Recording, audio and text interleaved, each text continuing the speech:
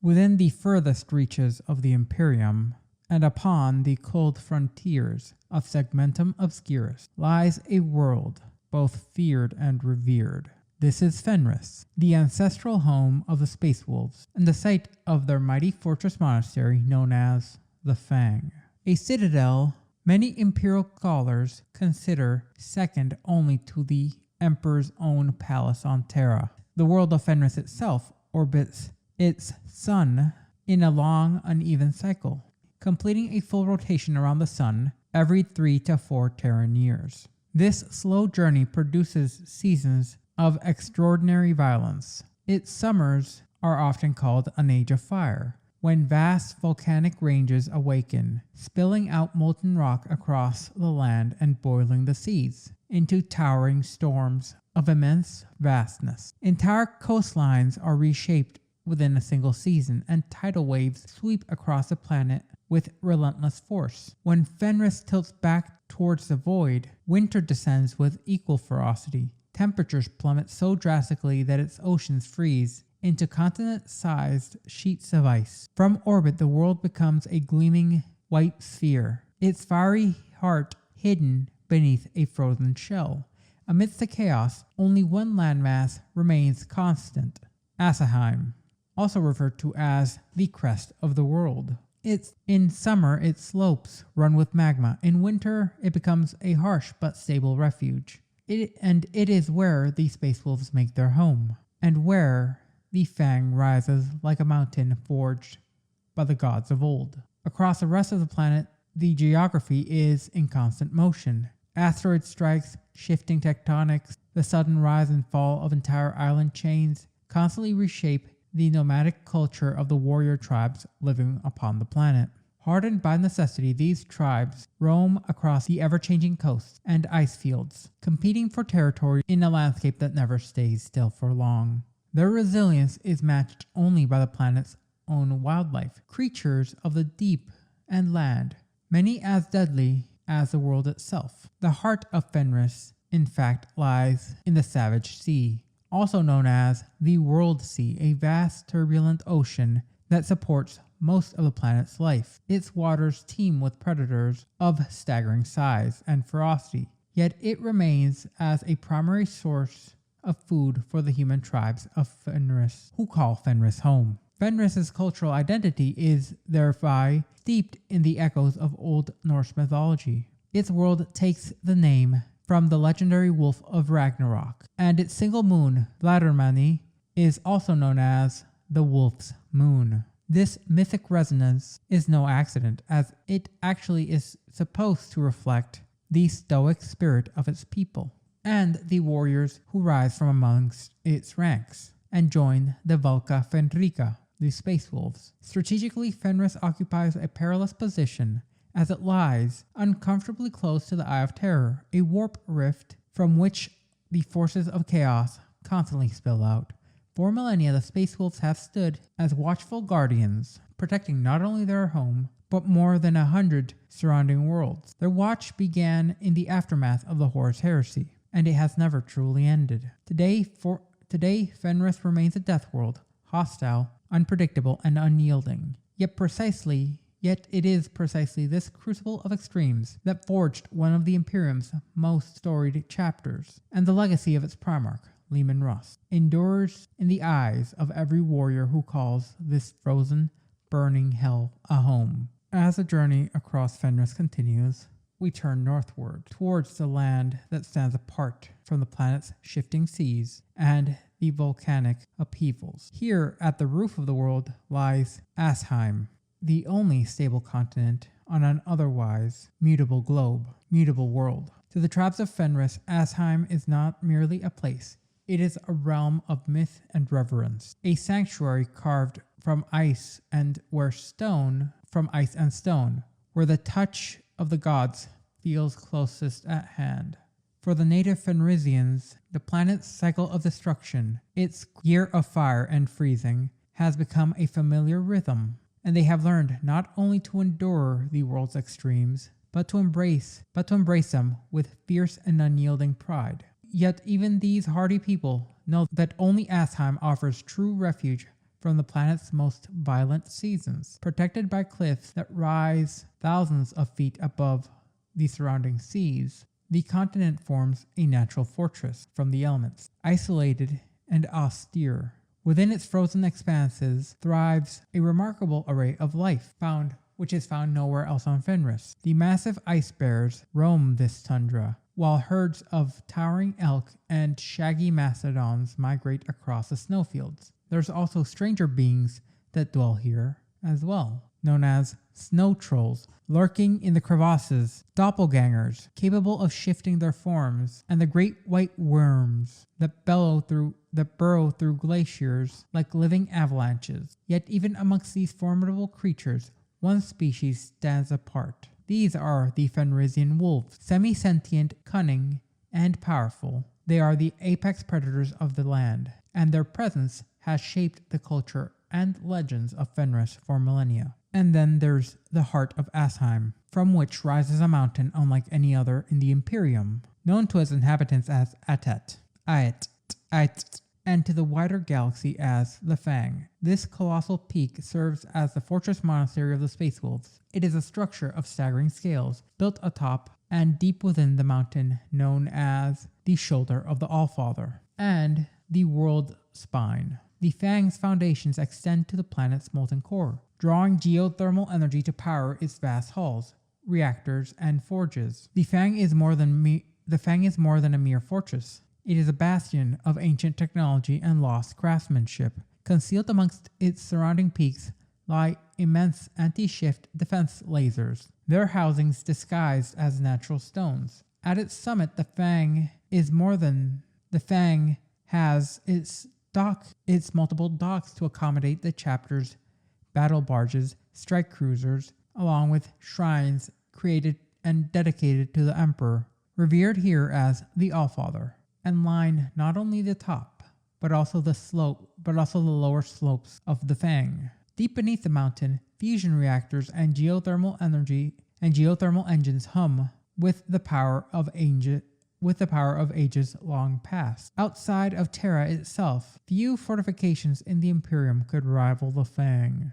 Constructed during the Great Crusade by the Mechanicum at the Emperor's command, it has withstood every assault brought against it, and only once during the first battle of the Fang in the 32nd millennium did the Thousand Suns manage to seize its outer slopes. And even then, the fortress held firm until the Space Wolves returned to reclaim it. Encircling the Fang is a great mountain chain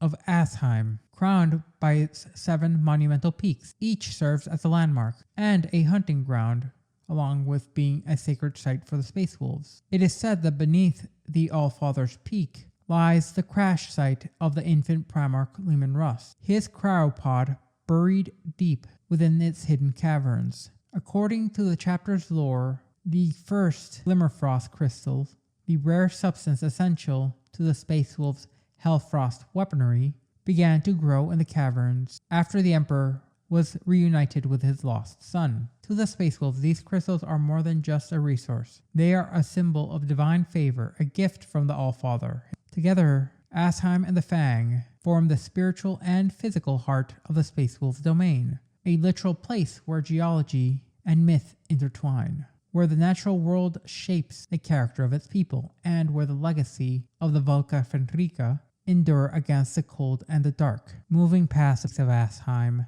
the landscape of Fenris reveals yet more of its dramatic and dangerous character. Here, in the unstable regions where fire meets ice, lie some of its most storied and dangerous sites, sung about in the sagas of the Space Wolves. Amongst these is the Fire Breather, a colossal volcano whose fury shapes the lives and deaths of the tribes who dwell in its shadows. Few places on Fenris embody the planet's volatile nature so completely as the Fire Breather. Without warning, the mountain can unleash choking clouds of toxic fumes capable of extinguishing entire communities in moments. At other times, it erupts with catastrophic violence, sending rivers of molten rock coursing across the land and filling the sky with ash. Yet remarkably, the people are drawn to live here, drawn by tradition, stubbornness, and sheer defiance, as several tribes call the fire-breather slopes their home.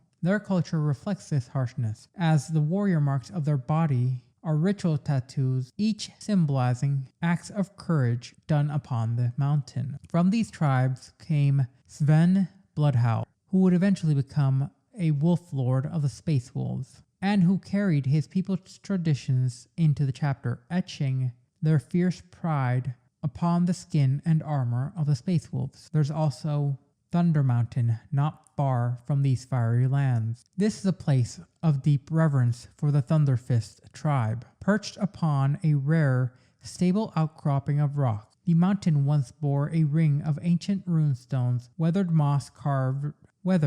moss-covered, and older than any living memory. Whether this sacred site endures is still unknown, but its legacy remains as one of Fenris's most renowned sons arose from this region. This was Ragnar Blackmane, who was recruited from the Thunderfist and rose to become one of the chapter's most celebrated wolf lords. Further into the mountains lies a place far darker, known as the Valley of the Burning Stones, a deep rift where sunlight touches the ground for only a single hour each day. The valley's blackened cliffs and watchful cranes once marked the domain of the Vulture clan, a tribe composed entirely of rogue psykers. Their practices were grim, their loyalties twisted. Sacrificial victims were chained to the rocks above their settlements and burned alive, offerings to the ruinous powers. When the Space Wolves discovered this corruption, the wolf priests descended in force.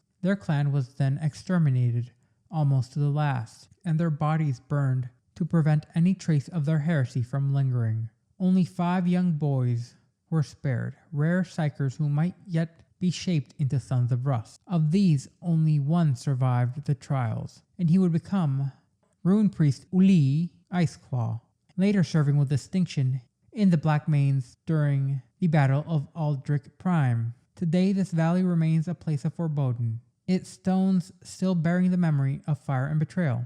Then comes, long before the rise of the Space Wolves, the first human settlers on Fenris sought safety not on the surface but beneath it, finding the world's climate too hostile to tame. They dismantled their colony ships and built vast cavern cities deep under the Asaheim range. For generations, these subterranean refuges shielded them from predators, storms, and the long winters of old night. But in time, these cities were abandoned. Their resources have been lost. The reasons for this have been lost to history, replaced by contradictory legends. Some speak of a malevolent presence in the stone, something that twisted the minds and bodies of those inhabiting the world towards chaos. Others tell of ancient weapons unleashed in desperation, rendering the caverns uninhabitable. Whatever the truth, Leman Russ himself forbade his people from returning to its depths. Yet some could not resist the forbidden allure. Those who defied the Primarch's edict paid a terrible price. Over generations, they devolved into creatures known as Nightgangers, pale, misshapen horrors with swollen eyes, twisted limbs, and forms that are utterly abhorrent. They haunt these abandoned tunnels, preying on any wanderer who comes too close. To the tribes of Fenris, these cavern cities are a place of whispered warnings, while watchful warriors wade at times into its depths. Even the bravest of warriors attempt to avoid them. For in the darkness beneath Asaheim, the past, much like the Space Wolves, bares its teeth. As we observe the mysteries of Fenris, we find that its dangers are not confined to the storms above or the beasts below. Some threats lie buried in the very bones of the world, hidden in ancient caverns carved long before the rise of the Space Wolves. Deep beneath the mountains of Asaheim, in the forgotten ruins of the first settlers, a terrible secret once festered. For centuries, perhaps even millennia, a vast temple dedicated to Tzeentch, the changer of ways, lay concealed in the darkness. Here, the devolved creatures known as the Nightgangers had built a sprawling series of shrines to chaos, twisting their mutated forms further still. in the worship of the Lord of Change. That such a place could exist this close to the Fang, the heart of the Space Wolf's power,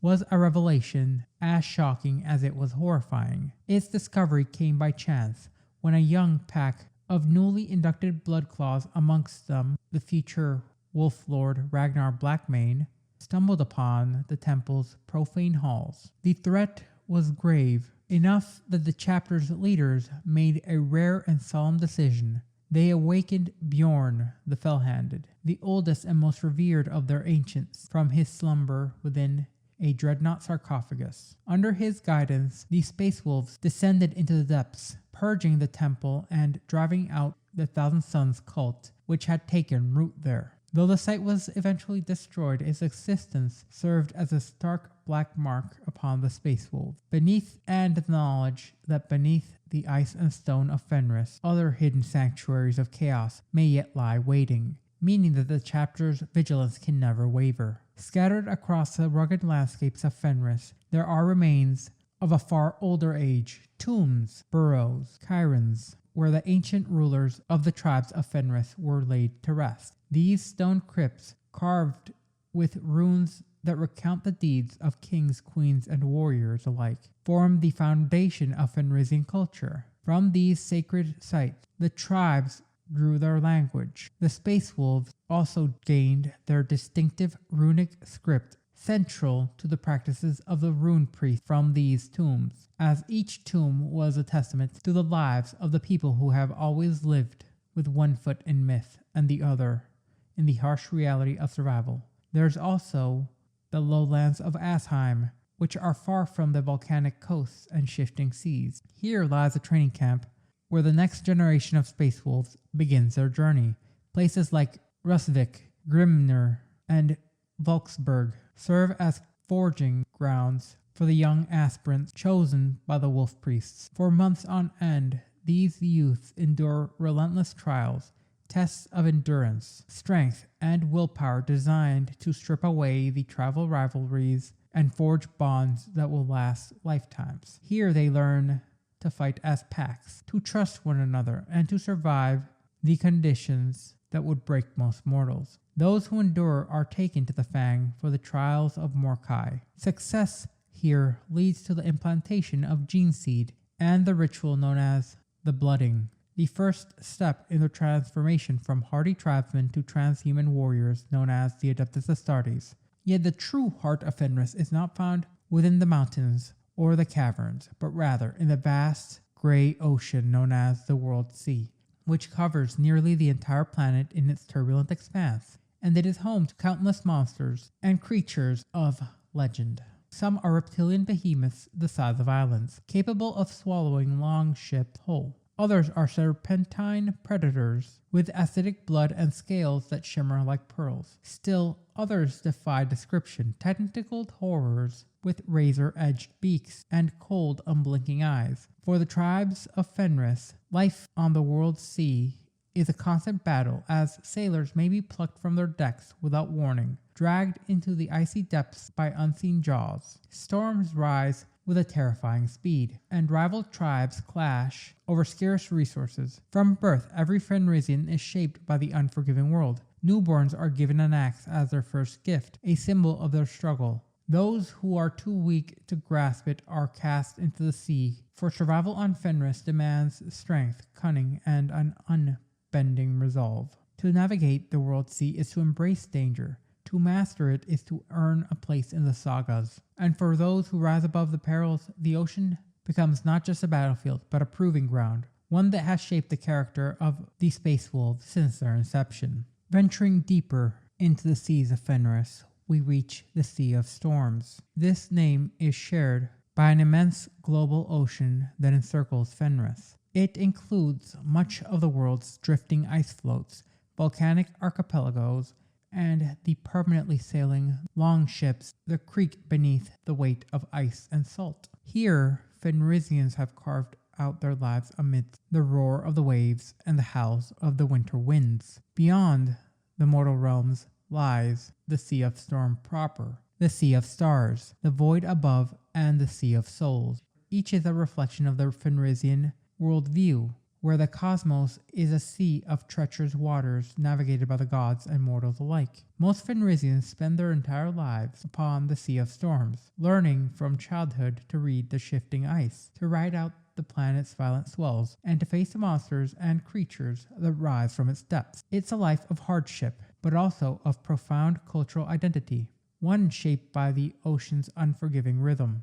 Amongst the countless islands scattered across the seas of storms, one stands apart. This is the Isle of Masters. Unlike the nomadic tribes who hunt, raid, and sail the seas, the Iron Masters are a people of performance and craft, bound by an ancient pact with Leman Russ. They alone possess knowledge to forge metal tools and weapons for the tribes of Fenris. Reaching the island is a perilous task, as each season fleets of dragon ships brave volcanic waters and unpredictable storms to reach the Iron Masters harbor upon the Isle of Masters. There they are greeted not by wooden longships but by steam-driven metal vessels, belching out black smoke and armored with crude yet formidable weaponry. Though primitive by Imperial standards, these machines are more than enough to dissuade would-be raiders. The settlement itself is a marvel to the visiting tribesmen. Roots of soot-stained stone buildings, ancient forges, and workshops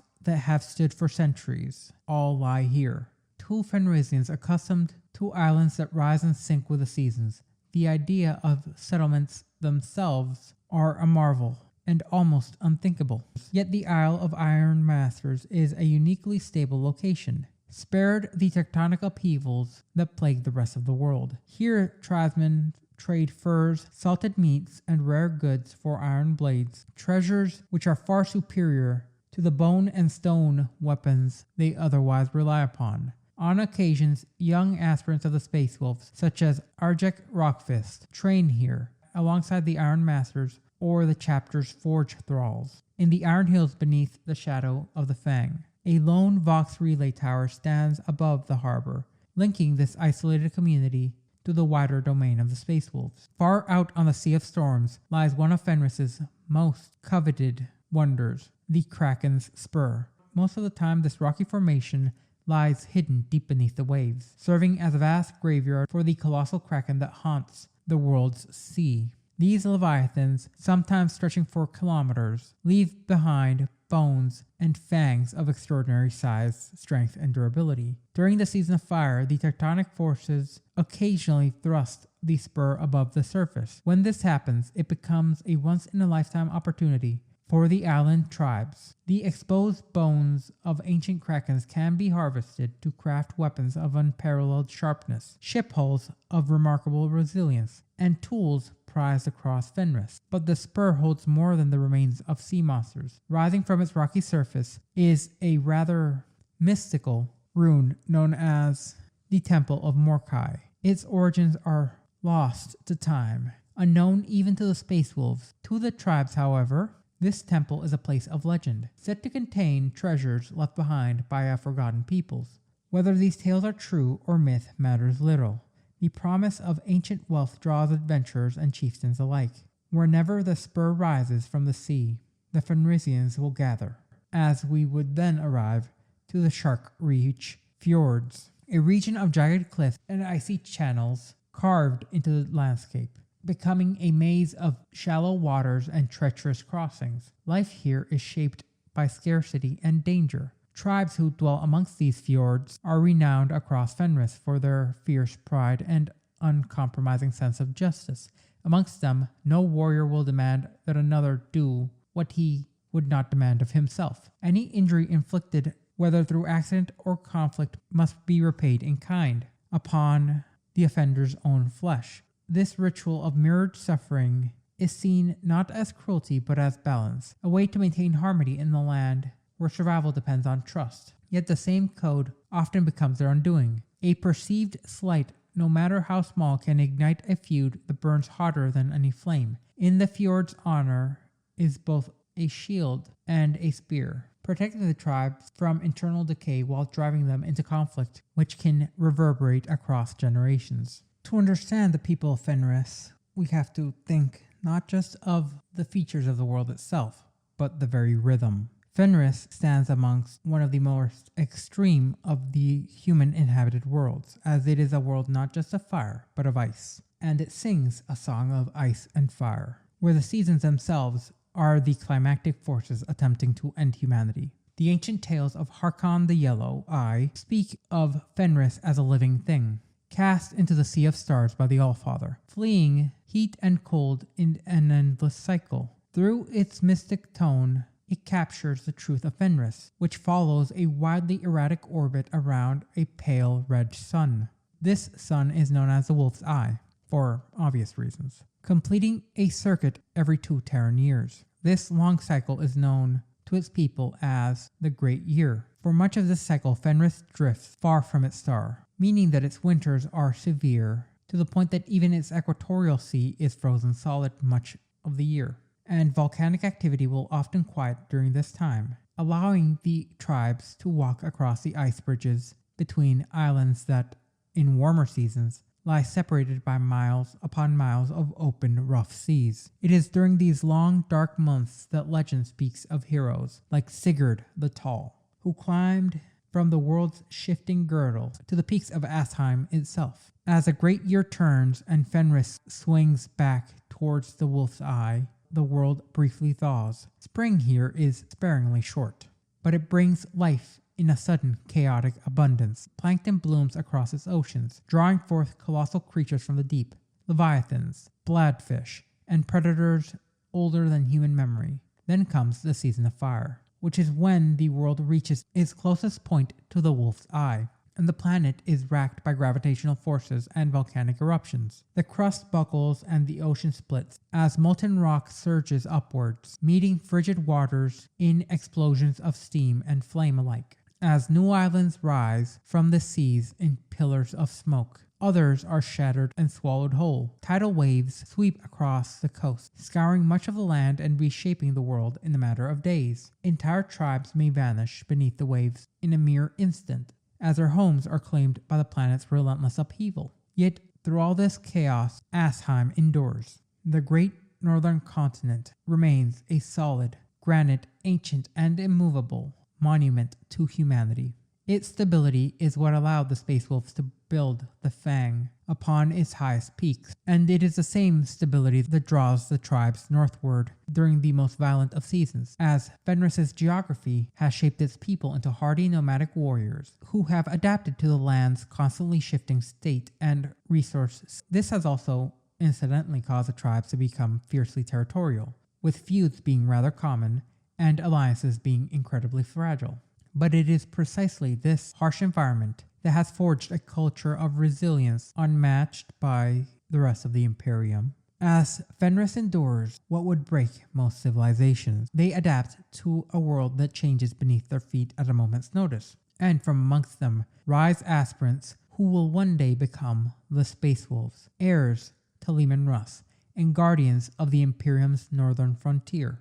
Now we come to explore both the flora and the fauna of Fenris. Fenris is a world where plant life clings to existence with a remarkable tenacity. The planet's long glacial winters and violent volcanic summers leave little room for forests or fertile plains. Yet in the sheltered reaches of Atheim, the one stable continent on the planet, hardy forms of vegetation persist. Though rarely documented in detail, the chronicles of Fenrisian tribes and the sagas of the Space Wolves offer tantalizing glimpses into the plant life that must exist. For example, Fenrisian ice trolls are known to wield crude clubs formed from local trees, evidence that some species of resilient, cold-adapted timber must grow on the northern reaches of the world. These trees, gnarled and slow-growing, likely root themselves deep within the permafrost, drawing what little nourishment they can from the mineral-rich soils exposed during Fenris's spring. Such flora may be sparse, but their presence is vital, as they anchor the fragile ecosystem of Asaheim, providing shelter, fuel, and raw materials to the tribes who dwell there.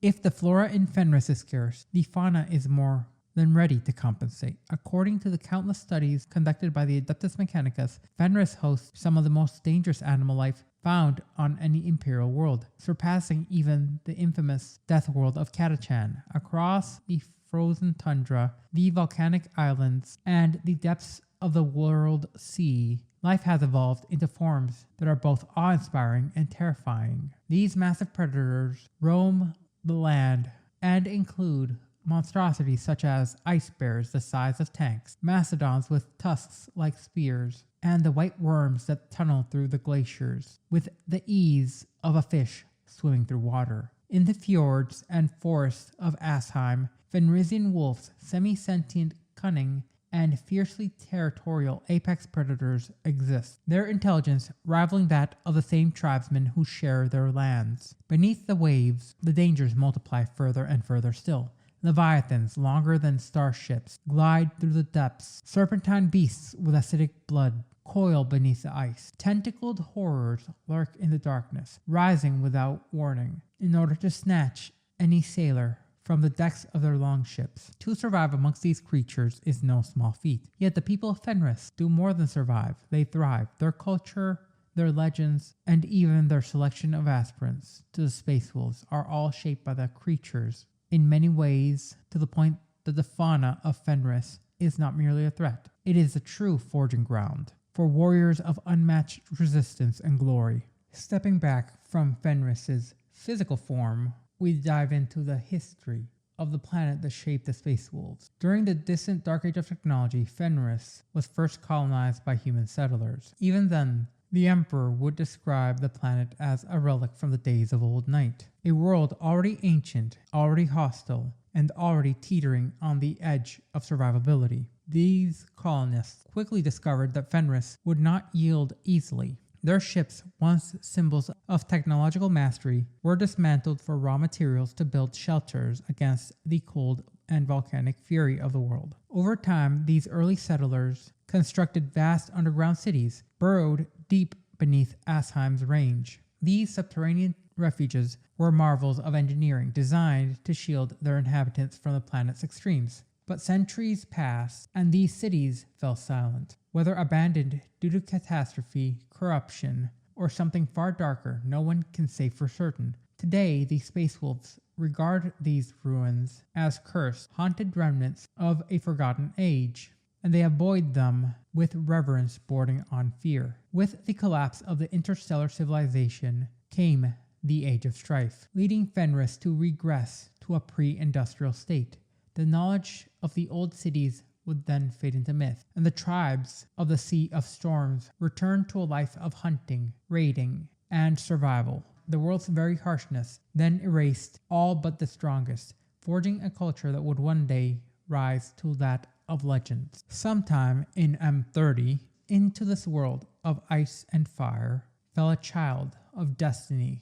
This would be Leman Russ, one of the Emperor's lost Primarchs, who was raised first by a she-wolf and later by the tribes of Fenris. Russ grew to embody the planet's very fierce spirit. Through strength, cunning, and unmatched charisma, he united the tribes, winning the Game of Thrones and becoming the King of Fenris. When the Emperor finally found his lost son, Russ bent the knee and joined him on the Great Crusade, Fenris becoming the homeworld of the 6th Legion, the Space Wolves, and its people became forever bound to the Imperium. The next major event would occur centuries later. During the 197th Feast of the Emperor's Ascension, Russ gathered his closest companions and departed for the Eye of Terror in 211 M31. He did this without explanation, and his disappearance remains one of the greatest mysteries in Imperial history, as in his absence he named Bjorn the Fell-Handed as the first Great Wolf, entrusting him with stewardship of the chapter.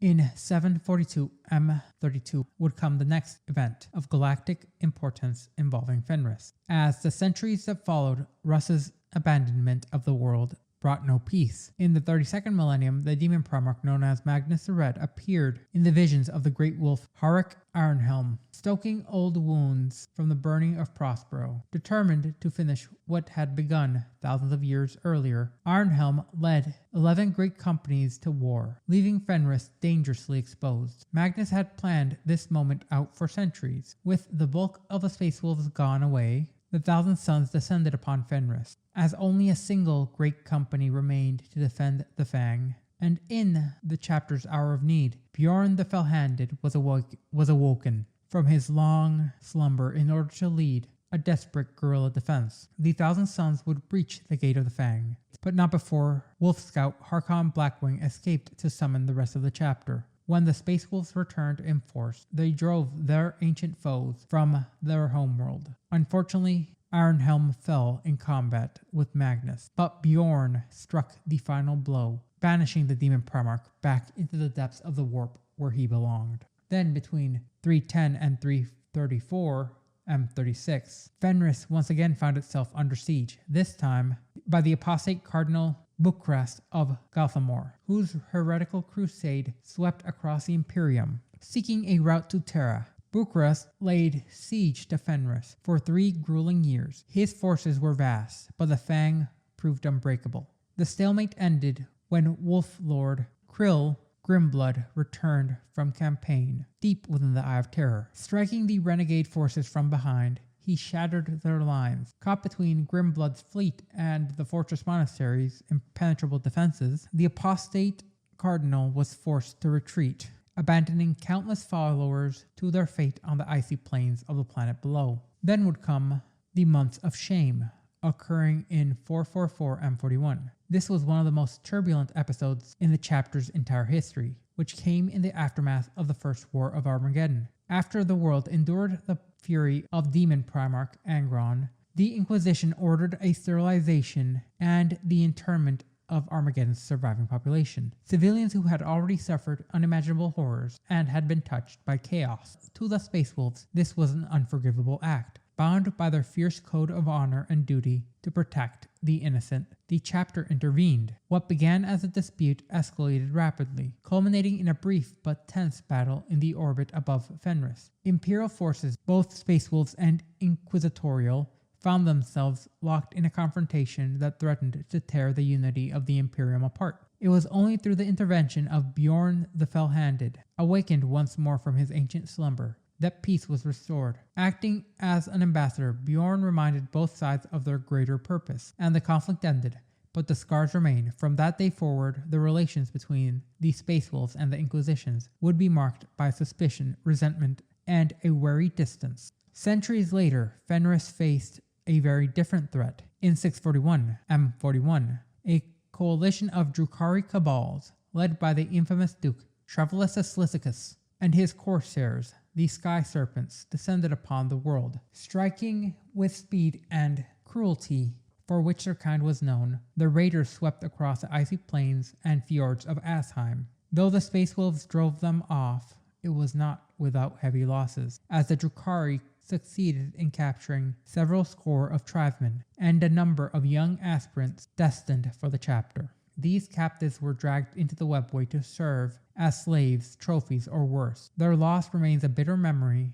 amongst the tribes of Fenris, a reminder that even the most valiant of guardians cannot be everywhere at once. In 886 M41, Fenris found itself once again at the center of imperial scrutiny, this time from the ecclesiarchy. Rumors had spread that the Space Wolves worshipped false gods, misinterpreting the chapter's ancient traditions and reverence for the Allfather. A delegation of the Ministerium's own officials arrived, demanding entry into the Fang, and insisting that the great wolf Logan Grimnar submit to interrogation. Grimnar refused. When the ecclesiarchy attempted to force the issue, their envoy's cruiser was destroyed as it tried to dock with the Fang. This was a Space Wolf's act in order to show that Fenris bows to no outside authority. Surviving officials retreated, chastened, but not deterred. Nearly a year later, the ecclesiarchy returned, this time with force. 3 orders militant of the Adeptus Sororitas accompanied their fleet, intent on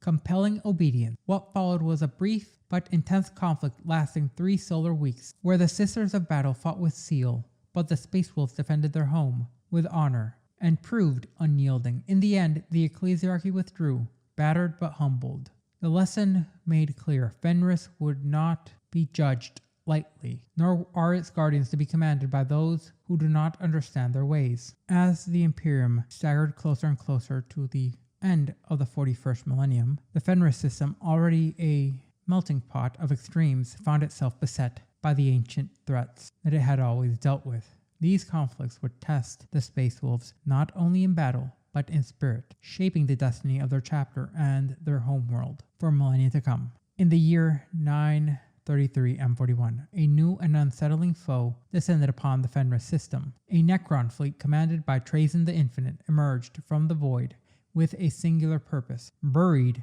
deep within the core of the planet Midgargrud slumbered a shard of the Catan Naisradrazda, a fragment of a star god who could reshape worlds, and the Necrons came to claim it. What followed was a brutal campaign which was fought across Midgardra's toxic jungles and labyrinthian ruins, alongside its subterranean cities. Logan Grimnar, Great Wolf of the Space Wolves, led a massive force to meet this threat head-on. The conflict transformed the planet into a nightmarish battleground where ancient Necron constructs clashed with the fury of the Vlka Fenryka, and where every advance was paid in tithes of blood and fire. Though the shard was ultimately secured, the battle left deep scars upon Midgargrud, and it caused populations to have to be moved to Fenris. Then, in 999 M41, as the 41st millennium drew to its close, not in a whisper, but in a crescendo, the Fenris system faced its greatest trial. A vast coalition